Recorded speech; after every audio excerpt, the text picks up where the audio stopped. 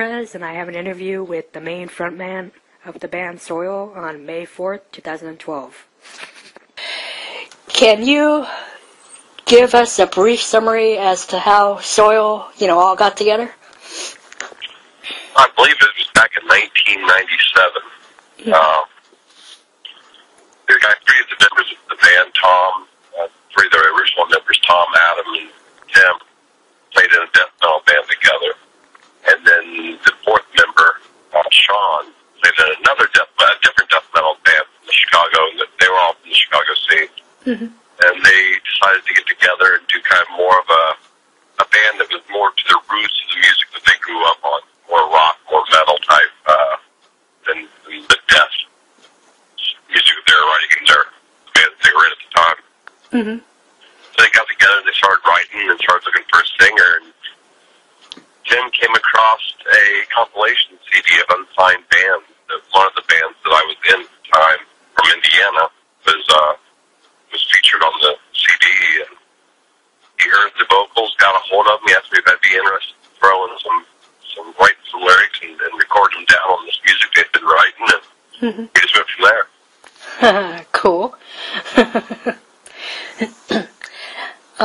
Why did you guys want to go and call yourselves Soil? What does that mean to the band and everything? I have no clue. That is the worst answer I could give, other than there's a simple no or yes, but I have no idea. That name was picked out when they got a hold of me. And, it's been my joke in my career that I've never been in a band with a good name. I've never liked any name of any band, whether it was Soil or Drowning Pool or whatever it was. I've always been, man, can I just get one good name band?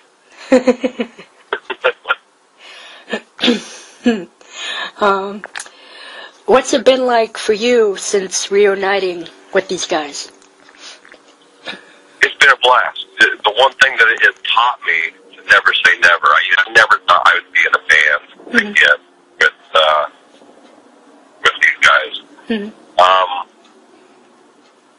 But yeah, it was definitely a big lesson in life. The never say never.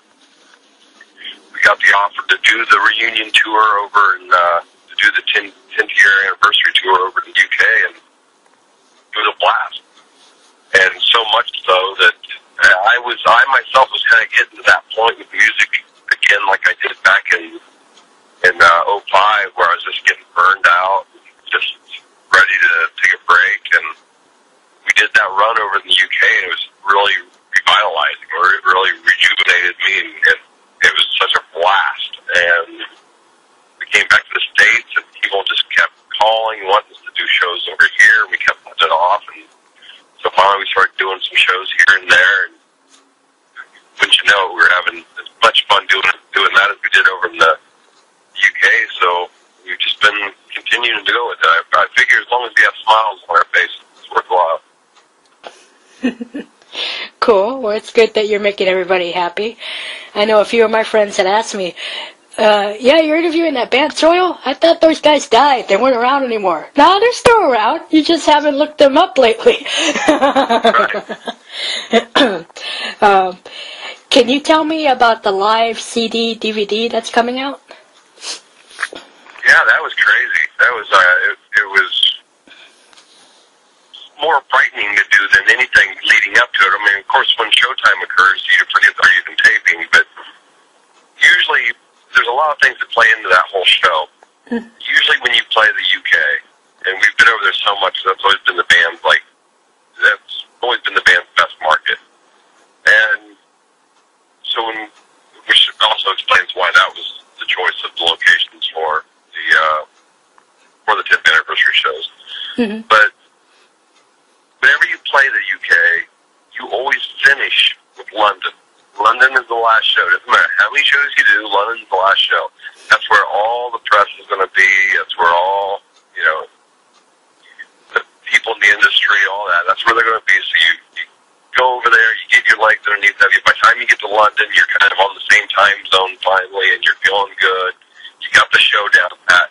No, not this tour. For some reason, they booked London the very first show of the tour. And then on top of that, they hook up this whole idea of recording it for a live DVD. Mm-hmm. And so it's the first show that we played as the group. You know, we had John Wysocki, formerly of Stain, playing drums that run. And it's the first time that we've done like a real the three of us back together, and then John in the period. Not only that, it's in London, in front of all the press, in front of all the industry people, as well as, I mean, lucky for us, it was a sold-out show, and for some reason, we caught lightning in a bottle, and it was one of the best shows of the entire tour. And lucky for us, because it's going to be on a DVD now, but it was that lightning in a bottle that, wow, that just happened. I would show. Yeah. Sounds pretty intense, but exhilarating. It was crazy. We walked off the stage. We only knew a certain amount of songs. So when we got done playing Halo, Mm-hmm. the show was over. And we walked off stage, and I wish they would have gotten this on the DVD. They didn't. But we walked off stage. Now, you have to understand the backstage area, the green room, was 3 stories up from the stage area. Not only did we leave the stage, but we went to our dressing room, which is 3 flights of stairs up. Mm-hmm. I'm about half undressed, getting ready to get changed into, ready to take a shower or get changed or something. Mm-hmm. When the road guys, a couple of techs came up and goes, dude, guys, they're not leaving. And so you got to play another song, and we're all looking at each other going, we don't know any other songs. And we went down there and ended up, drew the clothes back on, went back down all the steps, went out there. We ended up playing another song that we had fooled with and decided there's no way we should ever play that live. And we pulled it off again. And it was just one of those magical nights. Man, that sounds pretty crazy. You had mentioned that you, of course, played out there in the UK to celebrate the 10th anniversary stuff. But did you guys ever take the time to set, to set a day and a time aside to actually get together and celebrate just yourselves, or no? No, there's still some hard feelings amongst, the current lineup is only, with me coming back after spending the last 6 years in Drowning Pool, with me coming back, me, Adam, and Jim are the only 3 original members. 2 of the original members isn't with us, or aren't with us, or however the proper English should be on that one. But they're not with us, and there's different hard feelings still amongst, myself, and then there's still hard feelings mixed into that whole soup that kind of prevents it from being a complete reunion. That this would be the closest that I safe to say, never say never, but this is safe to say that this would be the closest that Soil will be to its original cast. Yeah.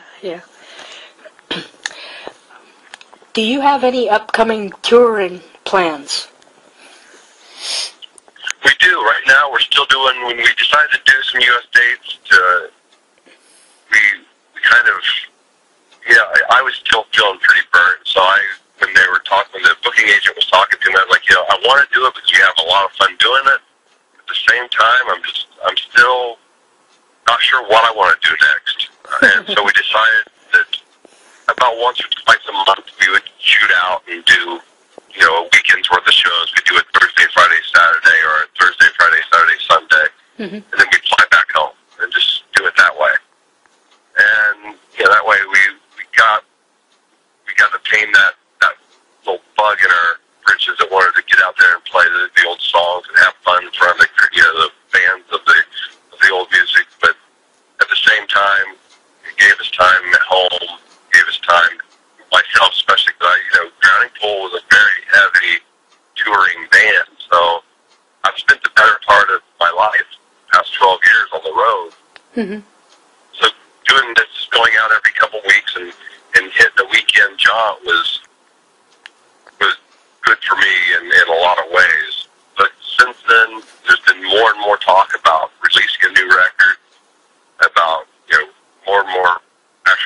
waiting for such a record. So there's definitely going to be, you know, as long as we can do the next CD the way we want, keep it personal between us and the band. I definitely would see one coming, and if that happens, then that would definitely drastically change the touring, because, you know, once you have a new album out there, you have to be on the road supporting it, and getting it in people's faces. Yeah. When it comes to writing and stuff, what are your songs about? What specific themes do they cover? Just living life. There's guys out there that I've commented about it before, but there's artists out there like Iron Maiden and Metallica through the years that have had the ability to take certain subjects, whether it be from a book or whether it be from history itself, and write a song about it, but I've never been able to do that. Everything I've ever written about is just about personal experience. You know, in Drowning Pool, there were times where the powers that be, label-wise, or even within the band, there would be a desire to write a song about a certain subject. Mm-hmm. And I remember one on the last Drowning Pool record I did, there was, we want you to write the next Girls, Girls, Girls. All I drew. And I looked at them like they had three heads. It was like, you know, have you heard the music I write? I don't write party all night songs. That's just not what, not that there's anything wrong with it. It's just not what comes naturally. Mm-hmm. And so I gave him the closest thing I could to that, which was Let the Sin Begin, and definitely has that, you know, it was as close as I could come to it, but when you dive into what the lyrics are actually saying, it's definitely from my personal life as well. I don't know how to write any other way other than just writing about my own emotions, but trying to write it in a way that is big enough that the people listening to it can take from it what they need to. I know the stuff that as a music fan, as a kid, the stuff that spoke to me the most was like Alice in Chains. Lane Staley and Jerry could have been singing about a can of Coke. It could have been like a can of Pepsi or something. I don't know. But whatever, they said their words in such a way that whenever, you know, as a kid, I felt like that song was about exactly what I was going through at that moment. Yeah. And I've always tried to keep an open eye to that in my own writing, and it means a lot, you know, when people come up and they tell me about situations they've been through in their life, or that they are going through, and how much a certain lyric or a certain song that I've been a part of means to them, and how much it got them through a time. That's amazing. And so I regret sometimes that that's like I'm so pigeonholed in my ability of writing that I can only seem to pull from personal experience, but at the same time, it's been a blessing because you know, a lot of people, it seems to have pulled a lot of things that's helped them from it, and that's, you know, if that's the only thing I ever accomplished in life, that's going to be worth it. Or just the opportunity to help people. Mm-hmm. Yeah. You said that you, of course, you know, used to be in the band Drowning Pool. Now, I know this is a long shot, but for the hell of it, if those guys ever came up to you and said, hey, you want to come and do a show with us, just for the hell of it, for one night, would you come back and do it? Just for fun? Oh, yeah. That'd be funny. Yeah, I've got absolutely no, those are some good guys. They're really good guys. I mean, they put up with more for me than I probably ever put up with them. So, I mean, those are good guys.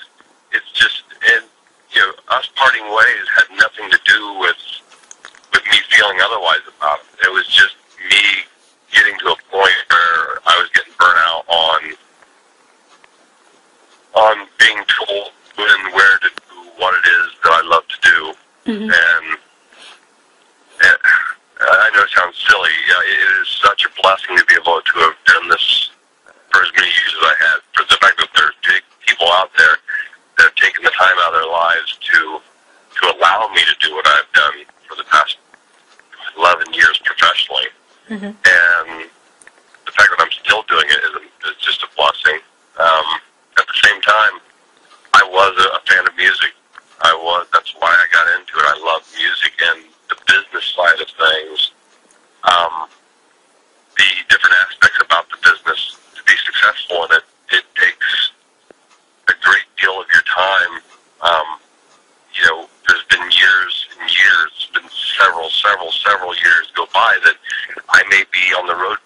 11 out of the 12 months.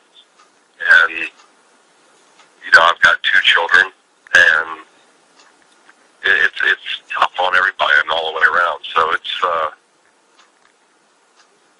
me going into those little stages of kind of walking away from music here and there that I have in my career. It's never been about really very much more than, you know, Soil definitely had their issues. We definitely had our issues amongst each other back in the day, but there's also always a very strong desire to be with family and all. So yeah, I would do that show. I mean, I had fun for 6 years doing that stuff with the Drowning Pool guys. Cool. I've always thought, like, well, you used to be in this band, and what if you wanted to go back and just do something for fun? Would they allow it, or would they be like, nah, man, you left us, we don't want you anymore? But I think the fans would get a trip out of that. It's like, hey, we got the original dude back, and he's doing it for like one night. So let's take advantage and enjoy it. Even if the other singer is in the room. Right. We talked about that. Well, not really talked about it, but when CJ and I that kind of spoke the day that we finally, you know, when I came back from the UK, I had a blast doing the Soil thing. At the same time, I still just was so up in the air about I really didn't feel like I wanted to do anything anymore. Mm-hmm. That I didn't reach out to anyone, I didn't talk to anyone, and it probably 3 or 4 weeks went by since I got back from the UK that finally CJ gave me a call and we spoke. And it was just kind of like, you know, he talked to me about, you know, I kind of obvious your heart and mind isn't in it right now, and there's those of us that feel kind of the same way. We're kind of burnt, and so we're just going to take a little time off. Not saying that we won't meet up again someday down the road, but, and I was, you know, my mind was in the exact same place, so it was definitely ended on good terms and not a F you and F you too and slam the door. It was, you know, hey, we had a good time, everybody's feeling a little burnt, we need a little breath of fresh air on all sides, and maybe down the road we'll run into each other again on stage. Yeah. What inspires you to do what you do? I have no idea. My parents that have always said that I was air drumming or air guitaring from the time that they can remember. You know, and that was probably being done a lot. I mean, my mom was a teacher, and my dad was one of the big bosses at the local factory that employed like the entire county. So outside the house, they were June and Ward Cleaver, but inside the house, you know, my dad always had, whether it was CCR or AC/DC or Aerosmith, and my brother was 5 years older than me, so from him you had to Led Zeppelin and then into the hair metal days of the 80s, and you know, you always had music playing in the house. So there was a lot of air guitaring and a lot of air drumming to be done when I was in my diapers as a child. But I don't know. It's always been a desire. I tried to get away from it. I went to college for a couple of years, and I was like just a semester away from my associate's degree when I called my dad, and he came up for lunch, and I sat down. I think it was a Wendy's. I sat down and told him, I think I'm going to drop out of school. He asked me why, and I told him I wanted to get back into music, and he just looked at me and said, well, you got to do what you got to do. Mm-hmm.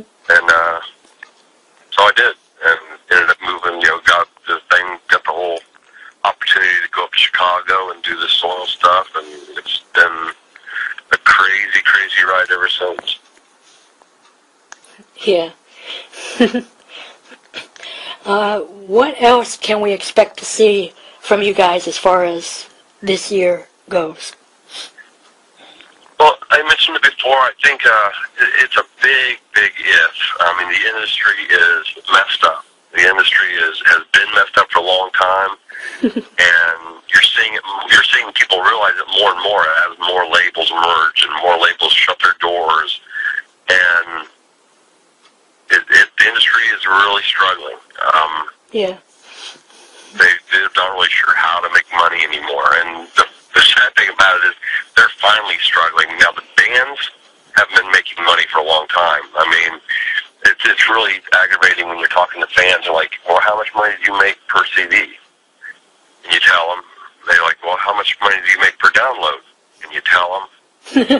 and then on top of that, though, you have to explain to them that, but first, before you start making that 99 cents, or then you have to explain to them that, well, you don't even see that until you recoup the cost of the recordings and of, so there's so many budgets that you have to recoup before you ever see that. I mean, I myself, in 11 years of doing this professionally, have never seen penny one ever from the sales of music. Oh, that's crazy. Yeah, now, mind you, with saying that, I've definitely paid a lot of bills for the record industry people. I've definitely put a lot of their kids through school or helped put some of their kids through school, and I've definitely helped pay some of the payments on their second house in the Hamptons and stuff like that. But I myself have never seen penny one from the music industry. Not from the music industry, I mean from the sales of records. So that's something that we're looking into, and we're trying to see how, I mean, the fans out there are going out and they're buying the CD, and they're going to the iTunes, and they're paying for the download because they want to support the artists that they realize that our music is a product. Yeah. Just like a person that builds a car. Mm-hmm. Well, that car has to sell, otherwise they're not going to have a job very much longer. But, the song is our product. If it doesn't sell, then we're not going to be able to do it anymore. And the fans realize that, so they go out and they buy the CDs, they download the songs. But the way the industry is set up right now, the musician still isn't seeing anything. Mm-hmm. So we've really been working, trying to figure out how we can set this up to where we can survive. To be strictly to be completely honest with you, how we can survive and how the fan that is trying to support us is actually their hard-earned money is actually going where they're wanting it to go to, which is supporting the band that they're a fan of. Mm-hmm. And it's an aggravating thing to try to wrap your head around, and it's kind of like trying to reinvent the wheel. But we definitely all of us have been in the industry long enough, and we've always kept a very honest relationship with our I don't like the word, I keep saying it, I don't like the word fans. I mean, these people allow us everything, so